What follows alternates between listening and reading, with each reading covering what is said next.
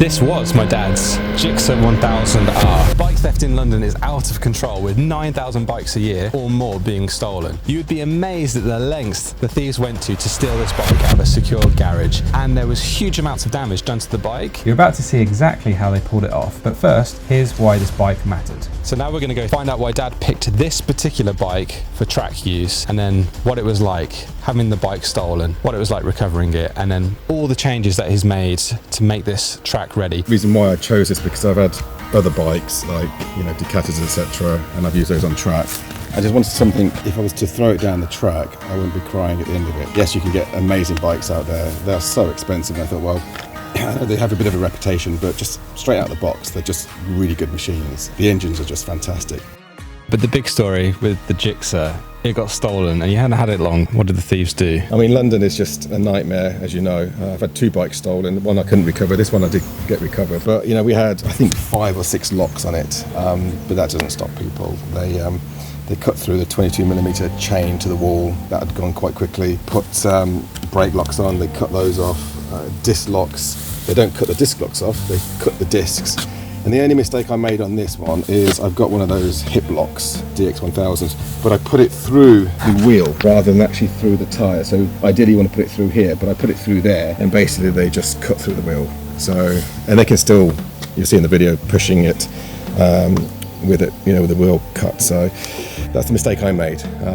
But I had a couple of trackers in there. They found one, so they ripped this open. There's still a bit of a crack there, but they ripped that open and took out one tracker and didn't realise the second tracker. But I got the alert on my phone. I was actually using Monimoto, which are really good. Because the tracker went off, and I thought, they can't be, how can they get access to the bike, first of all? And then secondly, how can they get through all that security? I mean, it was like the best of security. And so I'm like, it must be like an error. But I went down to check and it had gone, and I was like, right, okay, let's start tracking it now. So I jumped in the truck and then started tracking it. They pushed it about 2 miles away, hid it where they thought it was out of sight, and then they cover it over with tin foil just in case there's another tracker in there. But we found it within 35 minutes. Called the police. The police told us to remove ourselves from the site just because we could be in danger. I'm like, well, I'm not in danger. They'll be in danger if they come back. Can't say I was looking for them, but we couldn't find them, just to say that can we have our bike back. But I didn't realise the amount of damage they had done to it. I mean, the seat was off, so I thought, okay, there's a bit of damage there, but I didn't realise they'd actually cut the wheel. They said they can give me 30 minutes of their time.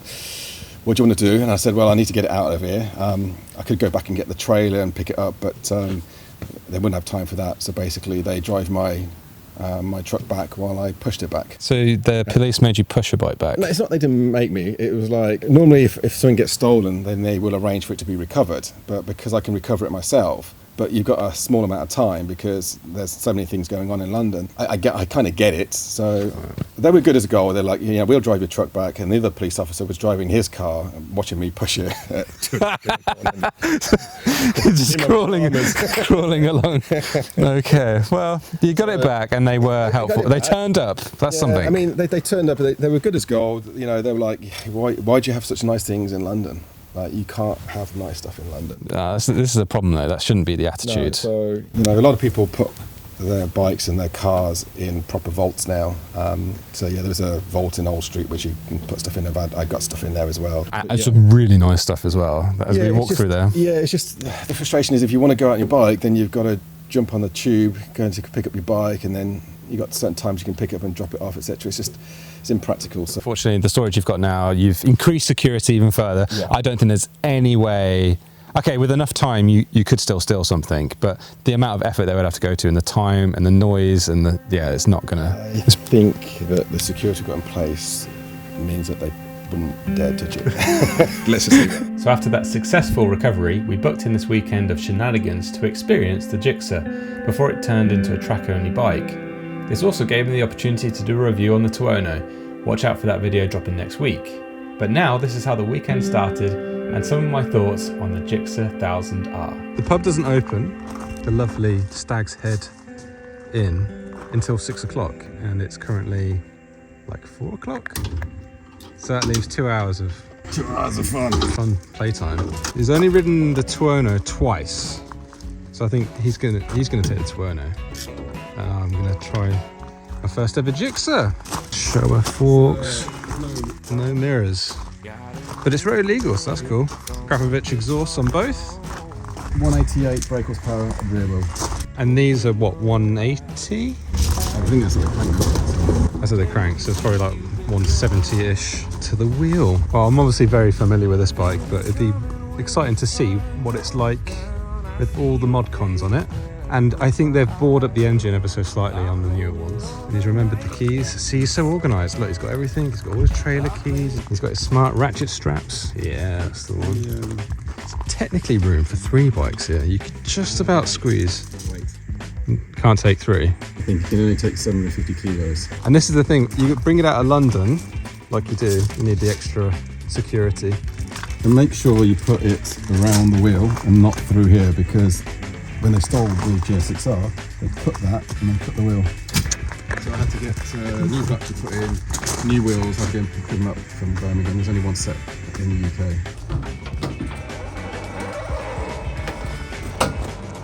This is what happens when you get older. Going on holiday for weekends in Somerset needs more than just beer and pizza. It requires 2 motorbikes. Oh, Allen key. I don't have Allen keys, I don't think. Ah, I'm sure we can figure it out. No, that's really all it needs. It's too big.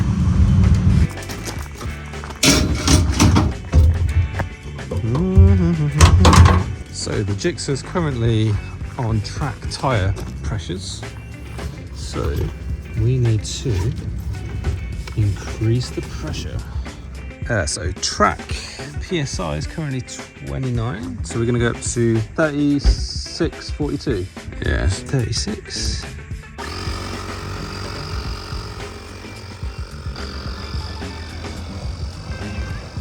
So you can tell it's maximising now at the back because it's only 25 and it's been sat in the sun as well. So we're going to go 42 for the rear. You're going to pick between the two. Which one are you taking? The track Gsxr or the Tuono? You can only have one. Which one are you picking? It's GP setup, so I've never shifted to go into first, going up, just basically the other way around. So we'll figure that one out. No ABS, 30 miles, come back, have a cold shower and a cold beer, yeah.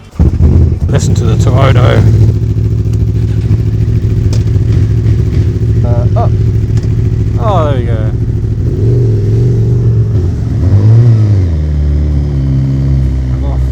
So he's got racing pads on it, so it's going to take a moment for them to warm up.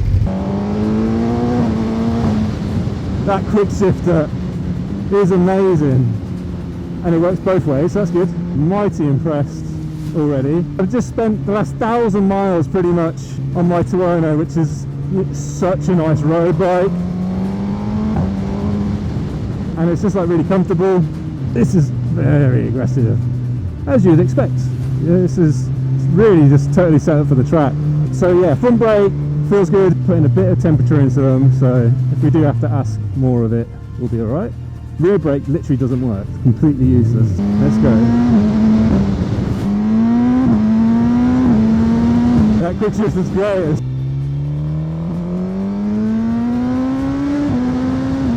Oh, it's so racy. So throttle input's worth mentioning. The throttle input is really good. It's just a little bit of slop at off throttle, just to give you a bit of leeway, and then it's so beautifully progressive. It's like telepathic. Upgrades have been front forks. They're known to bottom out, and with his weight, he was finding he was bottoming out on track. So it doesn't feel too stiff on the road. This is quite aggressive, like positioning wise over the Tuono, so it's not a road bike. Obviously you can use it on the roads. I can see why he only uses it on track though.